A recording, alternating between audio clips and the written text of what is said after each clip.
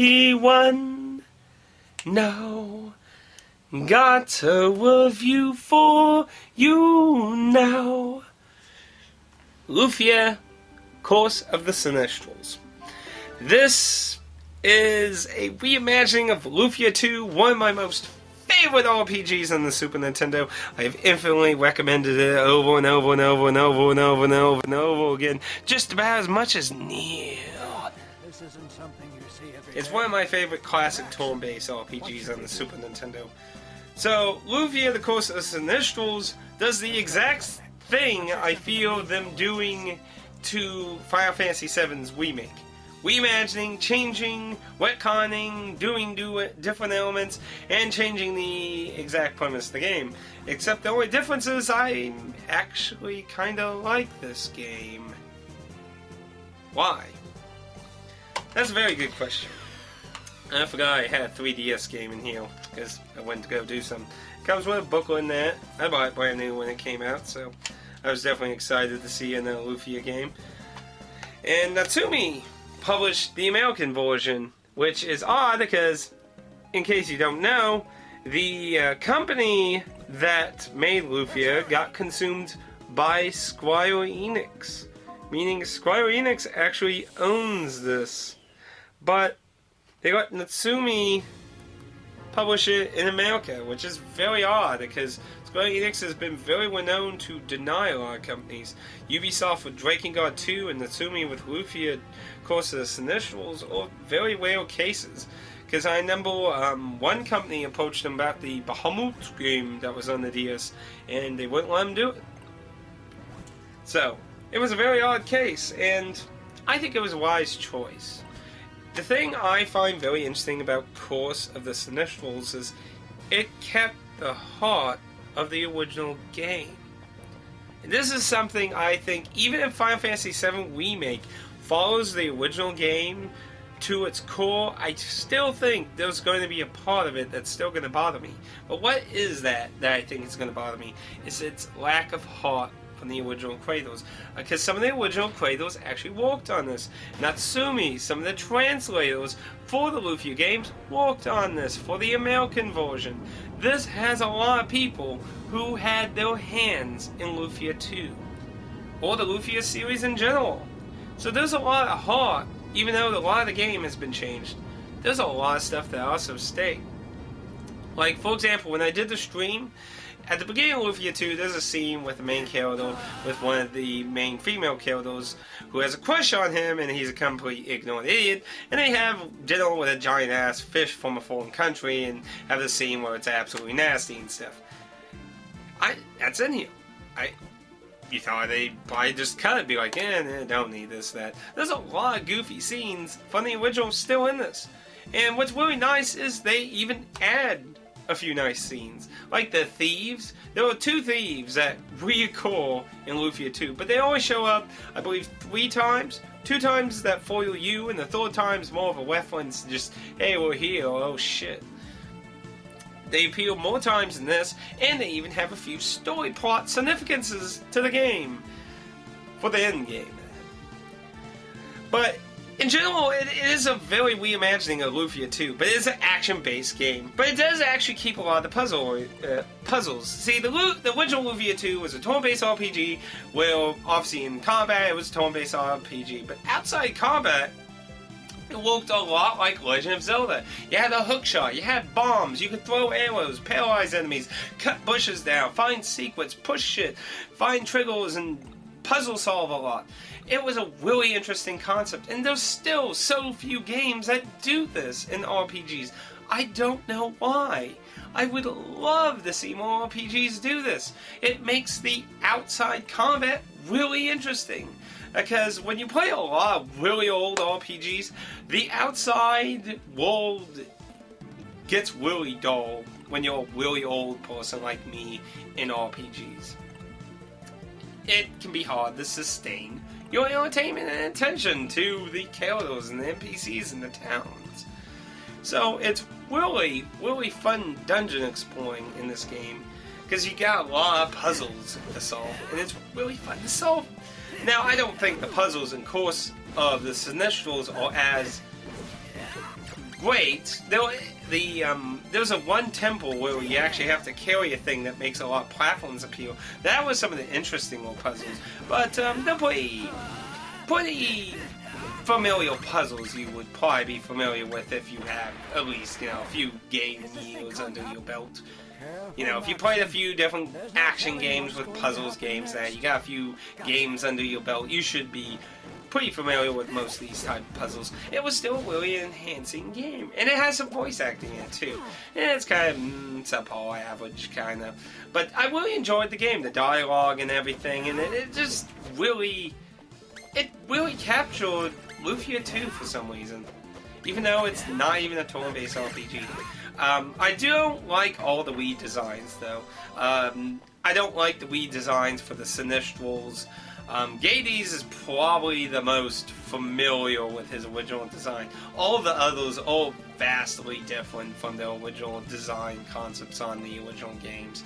So, not Joe a fan of those. I didn't like the Elf's design, and I don't like Guy's design. Guy's design looks very stupid, but I still enjoyed the game. It's very colorful, has a lot of good humor. I love the interactions with all the characters.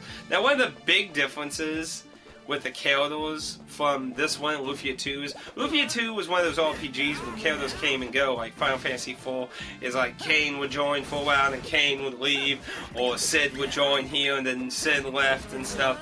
Like, characters came and gone. And then you would get your final party, which would always be the same.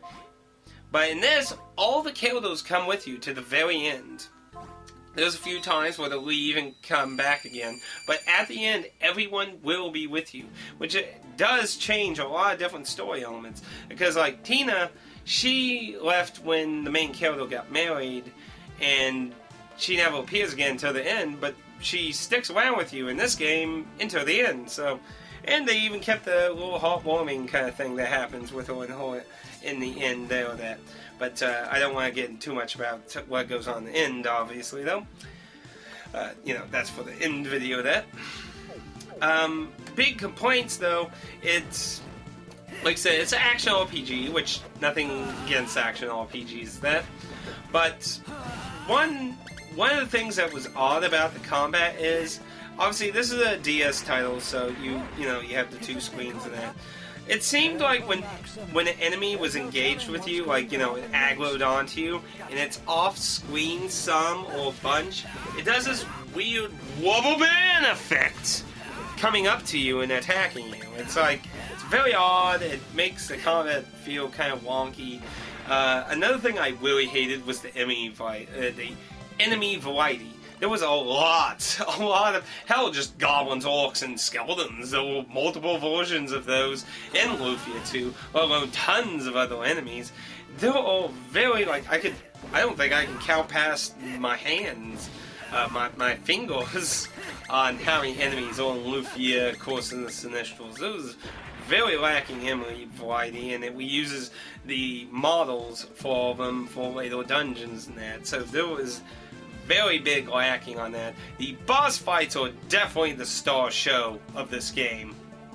Because anyone familiar with any of the Lufia games, besides the game that shall not be named... Oh, it's a law. Shh! I said it shall not be named. But anyway, you should always be familiar with that. The Sinistrals are the main enemies, and you fight all the Sinistrals over in each title, aside from Lufia Wounds of War, which has nothing to do with the Sinistrals. So obviously they're the main focus when it comes to bosses. And boy, Gades' fight is just hilarious. By the way, Gades is pronounced Goddess in the game. I have no idea why. I'm not calling him that. Just thought that out there. But very awesome fight. Actually, his fight is probably my favorite boss fight, really, in the game. It has a real Souls kind of approach to it. Because when you dodge, you do have the little invincibility frames.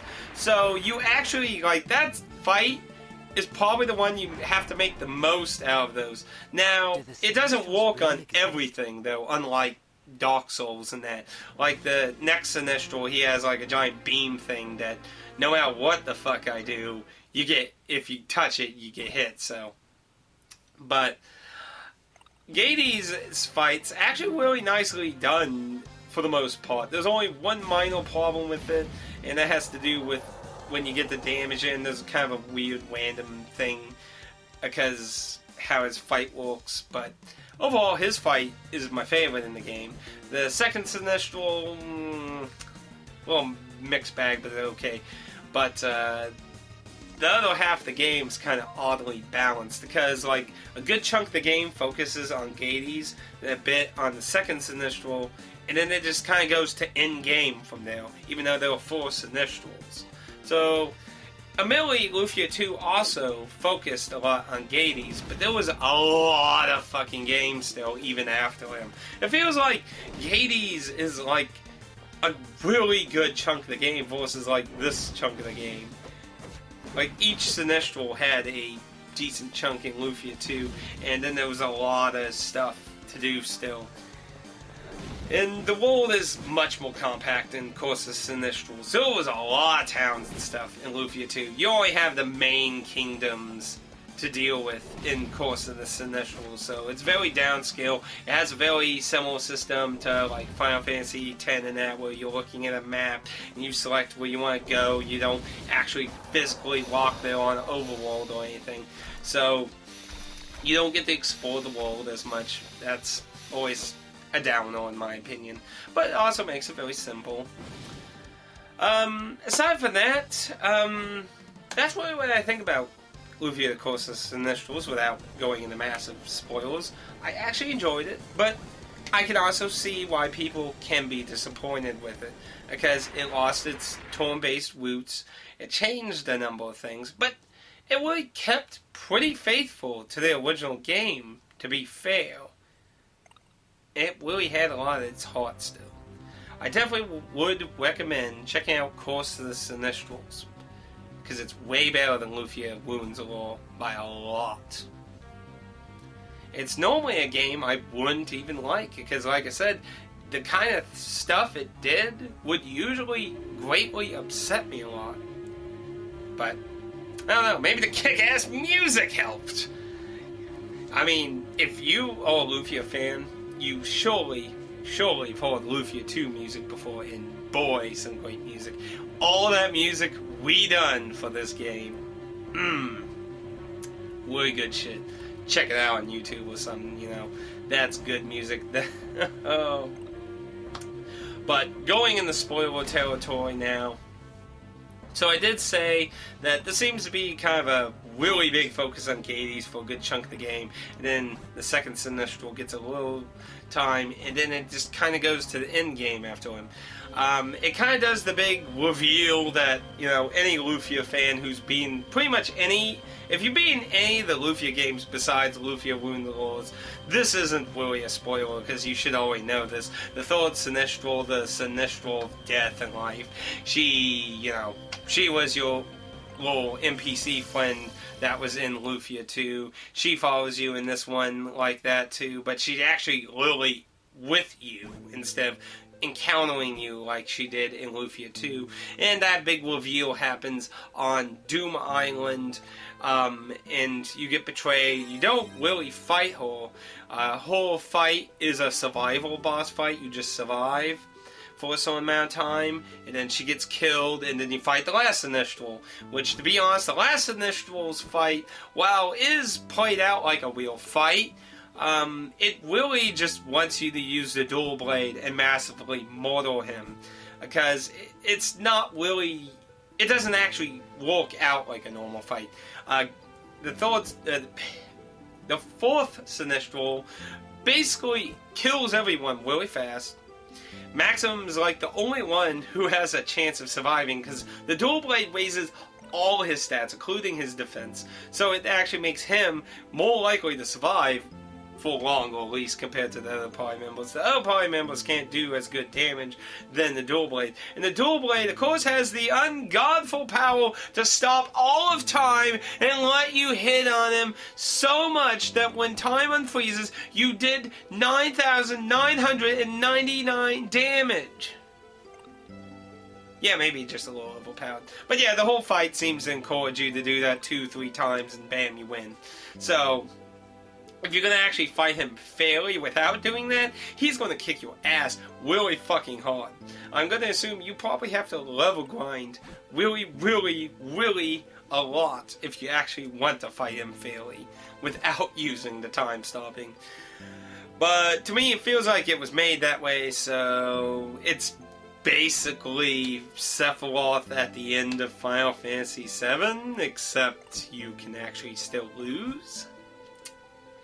So yeah, it seems like it has this nice build-up to with the first two Sinistrals, and then it just kind of falls apart after that. And that's probably my biggest gripe, aside from the enemy variety in the game, is that the last two Sinistrals get little screen time, and the fights aren't as interesting. Because the third Sinistral, you just survive for a little while, and the fourth Sinistral, it's abuse time, you win. So, because if you don't, he's gonna kill everyone really, really fucking fast. Like, my characters were like mid-40s, and he could kill everyone in like 2-3 hits. Like, it was a mass mortal if I wasn't maximum. So, kinda disappointing now. Ending plays out very similar to Lufia 2, just like a lot of the other elements.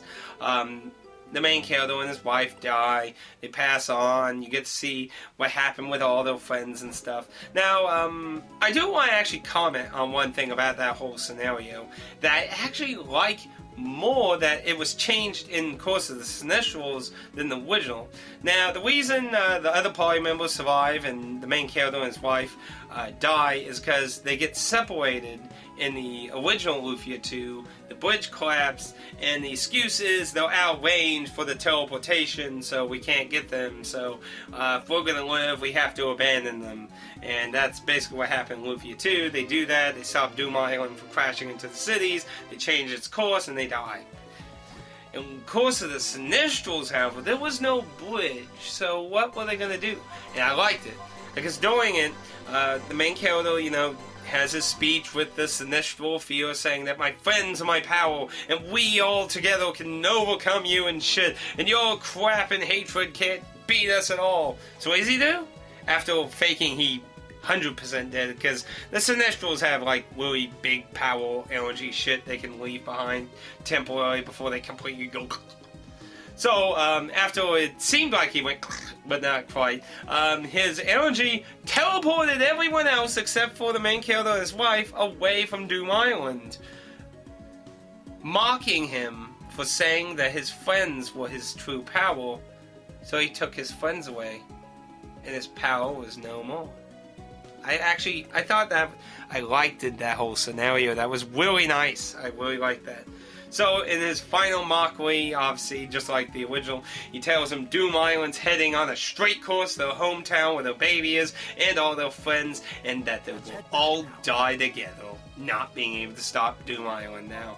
And, of course, that leads into just how it is, where they beat up the core thing, change the course, they die, and you see the happy ending with everyone else going to a party, thinking that they're going to still make it back. A lot of people have interpreted the ending in two ways, where all the characters are in denial that the two characters are actually dead and keep like suppressing the idea they're dead, or that they don't really realize they're dead. Either way, they're dead and everyone has a party, you have this sad music and everything. And then it has an additional scene at the end with Ark. Ark has only ever appeared, as far as I remember, only ever appeared in the opening of Lufia 2, but he does get name dropped in the Legend Returns on the Game Boy Color, if I remember correctly. But Ark is basically the leader of the Sinistrals, and he has a scene with the third Sinistral, the Sinistral of Life and Death, and they talk about what happened, whether humans continue to live and stuff and that. And then the dual blade appears and does some time shit, and the game tells you, play the game again, something might happen. And while I haven't done that personally, I have known about it, what happens when you replay the game. You get an alternate ending, and an extra boss fight. Now this boss fight I don't know personally, because like I said, I haven't actually done it yet. But I am going to talk about, you fight the Sinistral Life and Death near the core event of Doom Island, and if you win, she will teleport Maxim and Celine away from Doom Island, giving you a happy ending, but they lived. Now personally, as an alternate ending, I think it's okay, but really I don't want it to be the true ending or anything. I know it's sad they died, but that's what made it so attachable. Like, you felt so sorry and sad, and it felt like they went through hell and back and shit for their child and the world and everything. It just kind of defeats the message, if you know what I mean. The emotional attachment there. But at the same time, it was kind of funny. Not funny, but it was kind of interesting to see an alternate ending where they survive in this version. Now, if they were going to make a sequel, or spiritual sequel to this game, so it'd be Lufia 1, we imagined that, I wouldn't want them to go with that.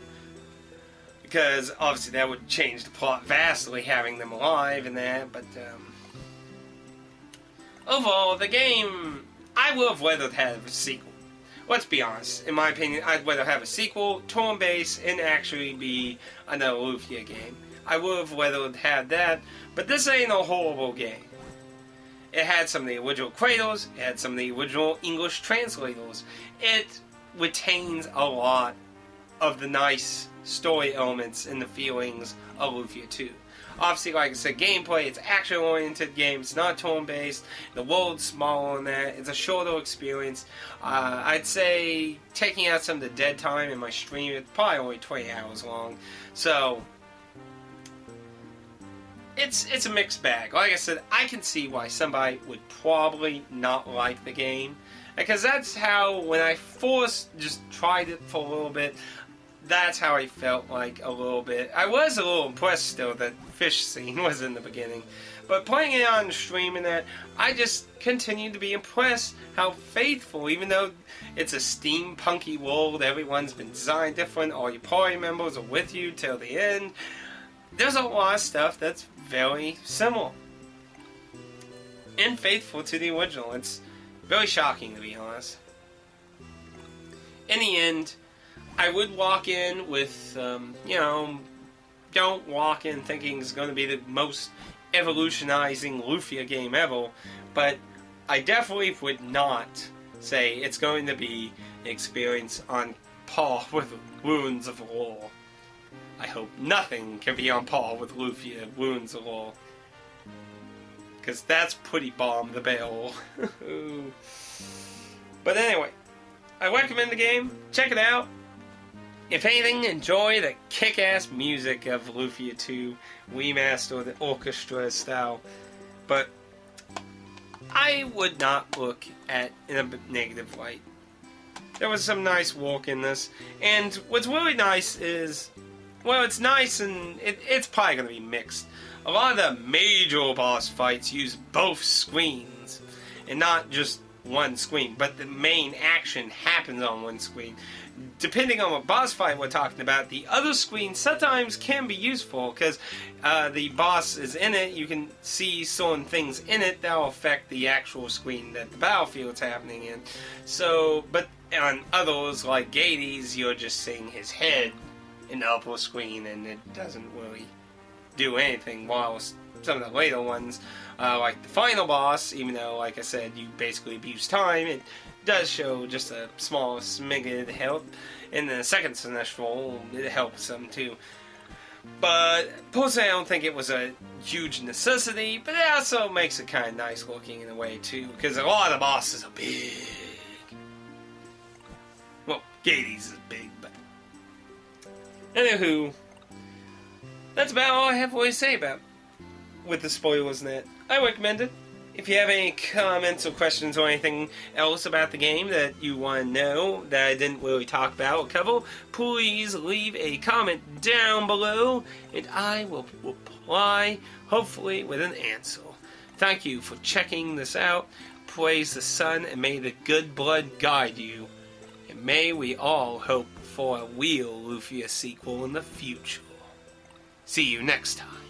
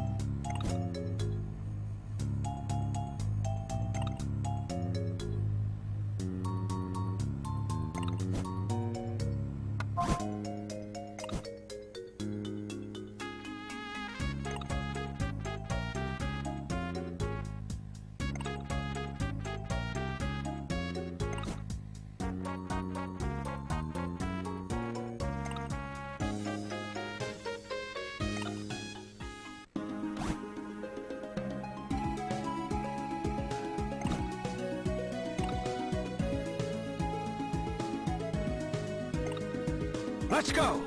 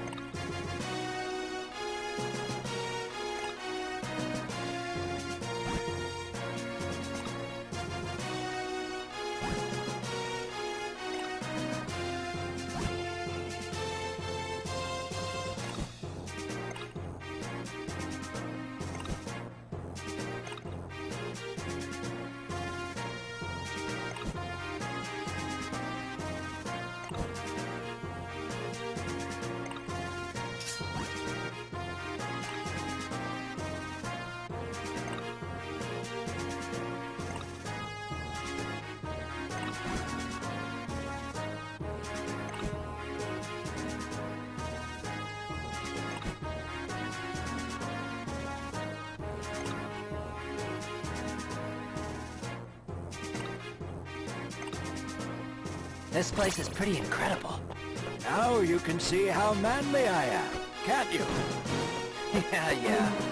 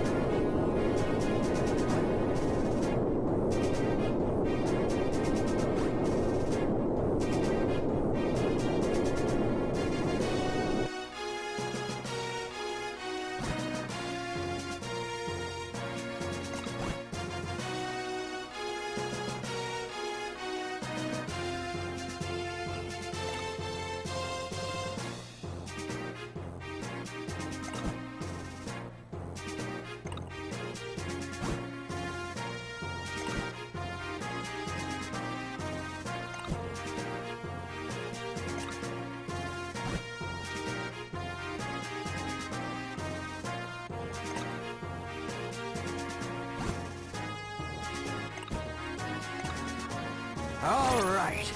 Let's get moving, Maxim. You need to learn to treat people better, Professor.